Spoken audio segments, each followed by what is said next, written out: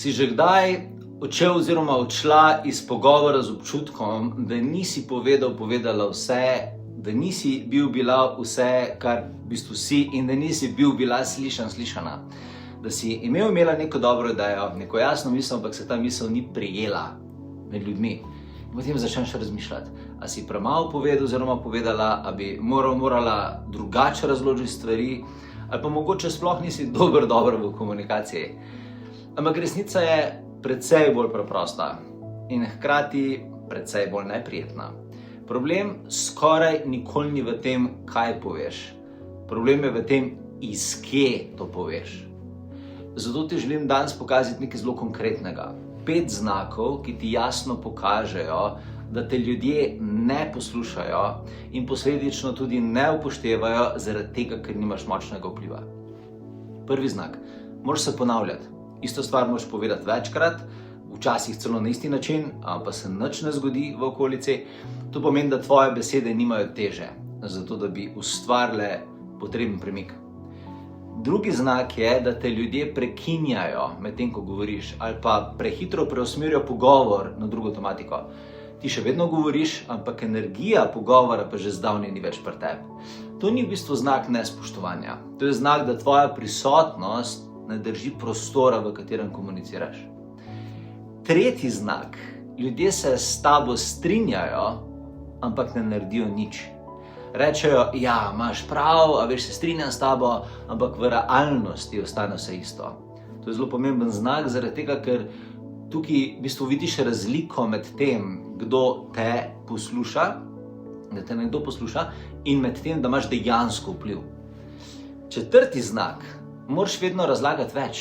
Vedno moraš dati več besed, več primerov, več pojasnjevanja, kljub temu, da nimaš občutka, da si še prišla do bistva. In 5. znak. Po pogovoru ostane praznina. Počutiš se, kot da si nekaj dala, ampak nič ni bilo sprejeto nazaj. Kot da si govorila, ampak nisi zares dosegla druge osebe. In tukaj zdaj prija ključni del. Večina ljudi misli, da mora v takem trenutku izboljšati komunikacijo, da mora se naučiti bolj govoriti, da mora najti bolj prave besede. Ampak to ni rešitev. Ker problem v tem primeru ni v besedah, problem je v frekvenci, iz katere ti govoriš in dostavljaš energijo. In če v sebi nisi dovolj jasna, če v sebi dvomiš, če si v sebi razpršen oziroma razpršena, potem tvoje besede nimajo nosilnosti in ljudje to zaznajo. Ne na logični ravni, ampak zaznajo na energijski ravni. In zato se ti ne odzovejo, zato ti ne sledijo, zato te ne upoštevajo. In zato prva rešitev ni v tem, da ti postaneš bolj glasna. Rešitev je, da postaneš bolj jasna. Da najprej postaviš sebe energijsko, zato da ustaviš svoj notranji šum, da stojiš v tem, kar govoriš, in potem se zgodi sprememba. Besede lahko v tem primeru veliko manj, ampak imajo veliko večji učinek. In ljudje takrat začnejo poslušati in začnejo slediti in stvari se potem začnejo premikati. In to je točno to, kar se učimo v šoli magije vplivanja. To je nov tečaj, na katerem greva zelo konkretno skozi stopnje vplivanja. Najprej se naučiš vplivati nase, kako v trenutku ustaviš star odziv, kako prepišeš notranji vzorec, ki ti postavlja staro resničnost, in kako se stabiliziraš v notranji poziciji.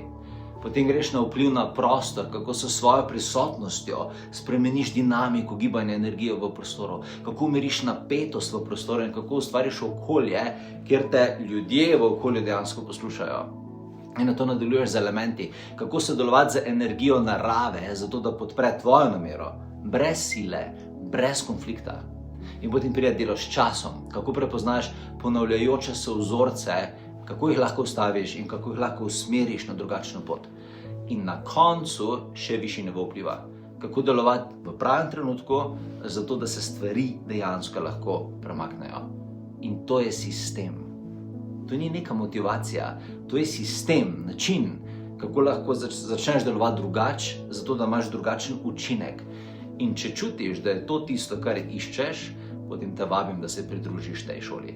prijavi se na potovanjeduse.si oziroma na povezavi ob tem videu, zagotovi si mesto in se vidiva.